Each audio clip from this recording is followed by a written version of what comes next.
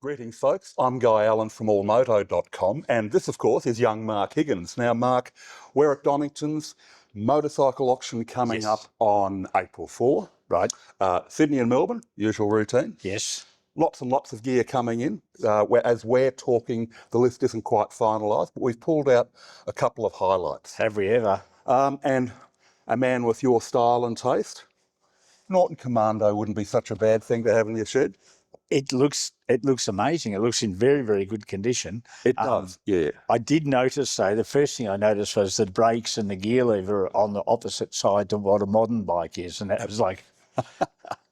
So please tell us more. Okay, so this is a 1969 Commando, okay? Commando, or Norton Twins, I should say, started up post-Second World War, okay? Right. That's when they moved away from being... They were very famous for their singles and their racing singles, such as Manx Norton, which a lot of people who aren't even into bikes have heard of over time. Yes, of course. So here we go. We're now up to 1969. The engine, the Twins have grown from 500cc to 750, and by the mid-70s, when the original Norton factory falls over, it had grown to 850. Okay. Yeah. So what we have is a vertical twin engine, pushrod valve actuation, points timing, of course. It's a kind of a very traditional British thing. Right. These were famous for their handling. They were raced all over the place in various forms. So yes, they've got a big racing history behind them. And I love the fact, well, the name is obviously post-war Commando. Yeah, correct. Isn't that a cheeky name for a motorcycle? It is. Okay, so we've just had a bit of a talk about the Norton. Yes. I've got one of these in my shed. Of course you have. It may surprise you all. Yes, to surprise of no one. Anyway, so what it is, it's a Ducati Mike Hailwood. So that means it's a very late version. This one's an 82. Yes. And they started in the late 70s as 900s. Right. Okay? And why they wanted to do a Hailwood special was Hailwood famously came out of retirement. And where did he race? It's the Isle of Man. The Isle of Man, which is just... Oh, just an ordinary sort of ride around the countryside, really. It's not difficult. If you've ridden around the Isle of Man, it is one of the most terrifying circuits on the planet. Yes. And seriously, it makes Bathurst look tame. I hate to tell you people this, but really, Isle of Man is much scarier. Yeah. Anyway, that's beside the point. So Hailwood, of course, came out and won, which, bless him. Yes. And Ducati got so excited they had to build a replica. Right. And this was a hell of a way to celebrate it. What's distinctive about this bike is that it's a non-used bike. It's never been run, so far as I know. Someone might have started the engine, but they're 0 miles, effectively 0 miles. I was looking at that, I'm going...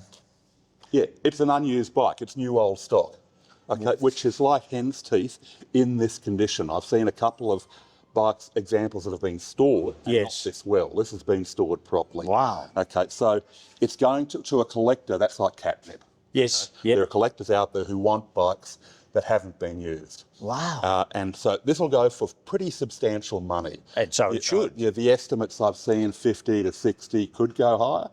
Honestly, don't know. So it'll be really, really interesting to see how this one goes. But if you are in the market, to me, it looks basically correct. And it's a hell of a statement piece to have in your lounge or your garage or wherever. Absolutely it is. And I guess it has global appeal too. Absolutely. It's very much a global bike. Yeah, right. And so we'll do one final bike, which is also Ducati, but at the complete opposite end of the scale. Let's do it. Right. Okay. History lesson. History lesson. Here's my quiz for the day. Okay. What was Ducati famous for prior to World War II? Well, I would say motorcycles. No, radios. Radios. It's a business built up in the radio business, of course, partly because of World War II. Right. They were also famous for their electronics, and they were building the Ducati Electronica existed well into the 70s. Wow. Okay. So a little bit of obscurity for you. Now, we were just talking about a big Hailwood Millet. Yes. And of course, we've got this diminutive little single cylinder, still a bevel drive engine, by the way, but diminutive by comparison. It's absolutely tiny. It's a 1967 Mark III 250. Now, Ducati actually built its racing credentials on single-cylinder bikes, starting with a 100cc single. That's what it started its racing career with. And of course, these days they dominate MotoGP. Oh yes, do they ever? They've dominated World Superbikes a lot of the time over the Yes. last couple of decades. Have they Like, they're a phenomenal country. Heaven only knows what they spent on racing.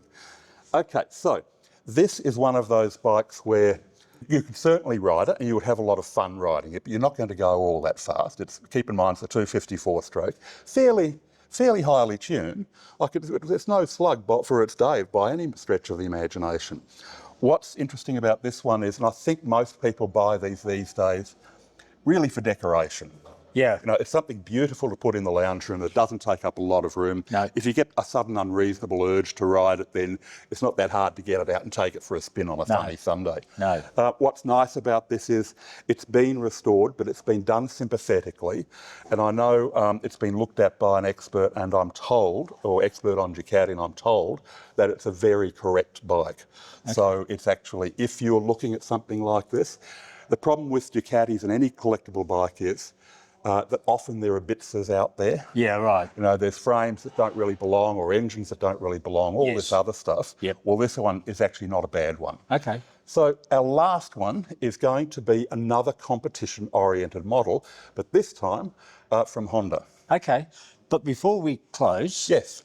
how do you go from being an electronics radio company to a motorcycle company? Well, that's post-World War II, Europe was in desperate need of cheap transport, cheap private transport. Right. In fact, most of the world was, frankly. Yep. And Ducati spotted an opportunity. They built little single-cylinder engines to bolt onto bicycle frames. Right. Then they progressed to a 60 Sport, which was a single-cylinder bike. Okay. Then they progressed to this sort of thing, and on it went. Right. So the same as Honda then. 1949, Mr. Honda put little engines on bicycle frames. Let's go and look at the Fireblade. Rotary hose. So the last of the bikes we're talking about for this auction, legendary. Yes, absolutely. I know it's got Honda on the side, but this is actually a legendary Honda. So in modern sports bike history, these are the bikes I see as being hugely significant, okay? Right. Which is Suzuki GSX-R 750. Yes. So we're talking 84. We're talking Ducati 916 in 1994. And we're talking Yamaha R1. Yes. 1999-2000, right? Okay. So in this mix, this is actually number 2 position. Suzuki GSX-R, I mentioned. Yes. The Fireblade came out in 92. Right. And it was another big step forward over the GSX-R series. It was a next kind of, next generation, if you like, of sports bike, and it really did lead the pack. Right. It was a race-winning bike. It was a 900 inline 4-cylinder engine, a lot of power for its day, not by current standards, but still, even now, I've owned a good one very recently. Yeah. Even now, these are a damn good ride. Yeah, they wouldn't be slow. Yeah, they're not slow at all. They're very light. They're very flickable, like a quite fast steering. The bloke who designed it, Tadeo Barber, there you go, how's that for a memory?